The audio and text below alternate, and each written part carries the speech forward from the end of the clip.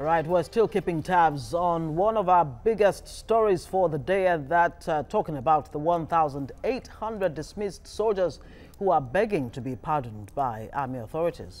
Now, Sifon Essien tells us that the soldiers now seek shelter in two uncompleted buildings in Pape, a suburb in the Nigerian capital, Abuja.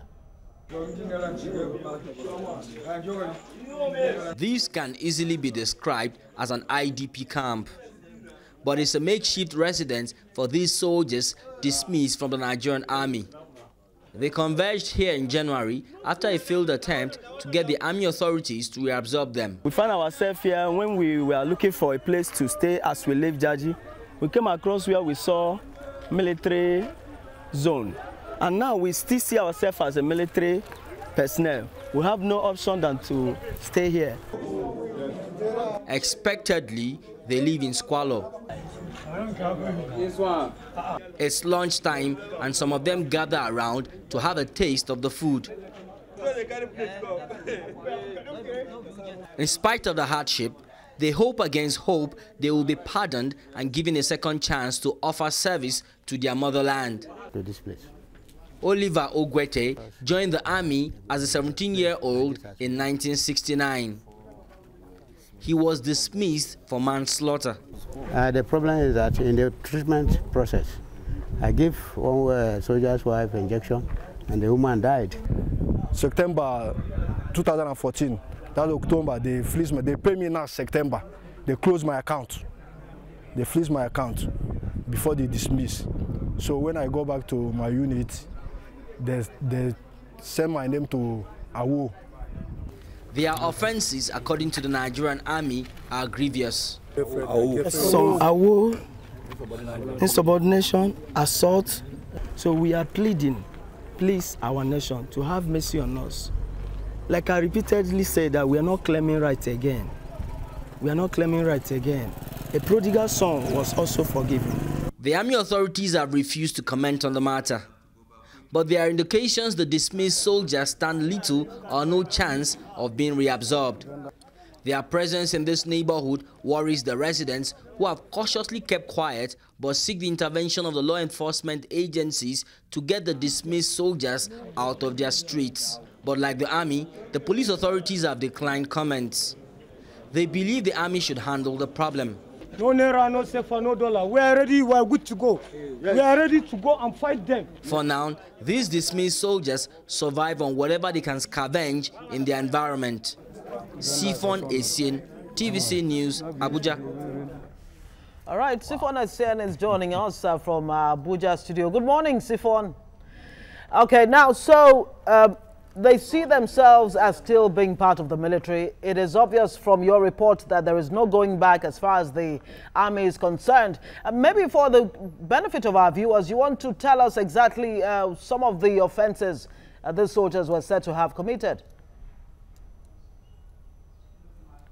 Well, some of the offenses include being out of work, it's called away without leave, AWO, some insubordination, assault, manslaughter, and largely those constitute the bulk of offense for which they were dismissed over a period of time.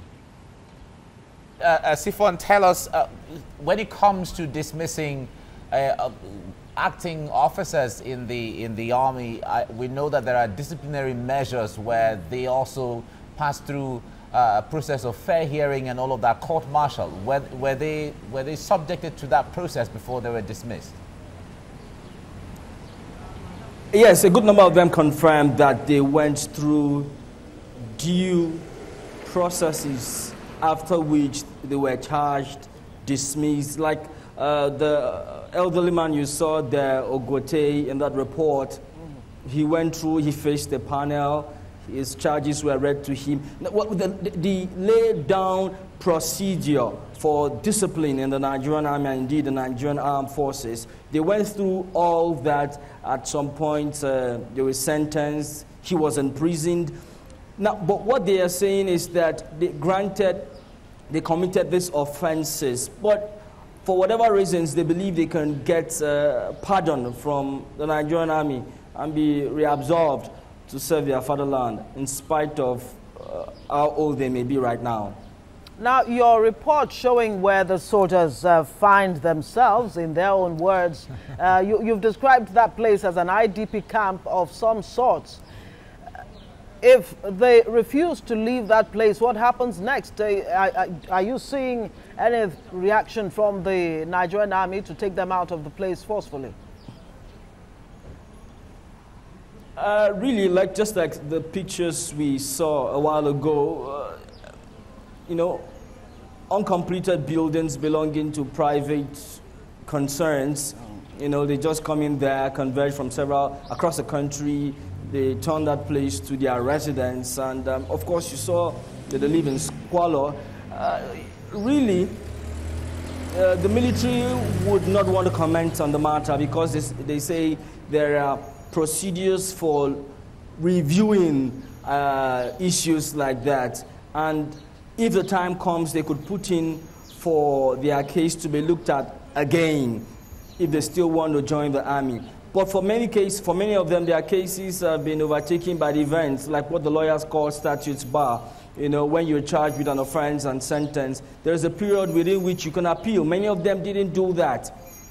You know, so it becomes difficult to look back at those things against the law. But many of them are living there hoping against hope that maybe by a streak of luck, the military and indeed the Nigerian army could have everything. But how that will happen, I haven't covered the army for a while now, and it's really difficult to understand.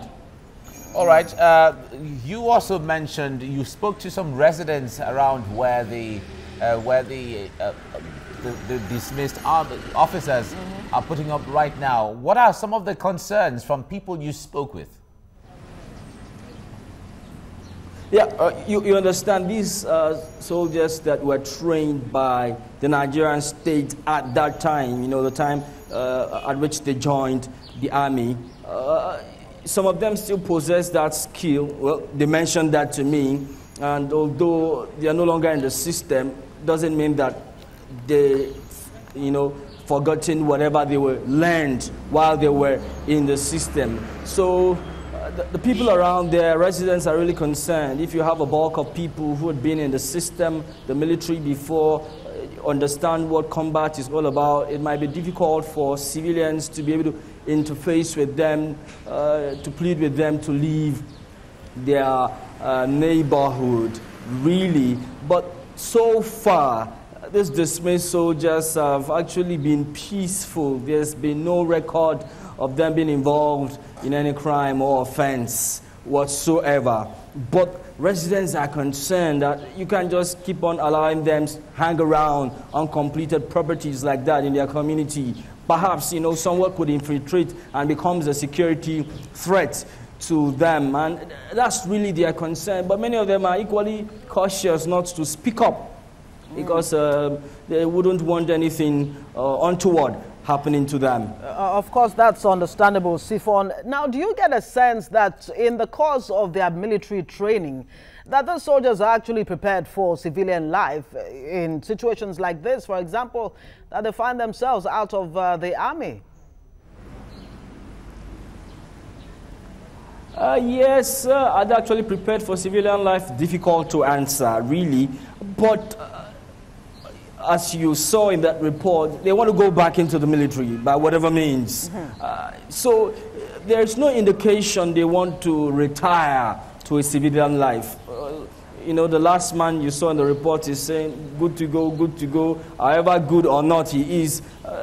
They believe that the only work or training that they have is the Nigerian army. That is why, in their words, they're actually pleading for pardon. They describe themselves as a prodigal child that should be pardoned by the Nigerian state and indeed the Nigerian army. All right, Sifon, thank you for giving us all of this updates. We'll certainly keep a tab with you, or keep a tab on you on developments there from Abuja. Thank you.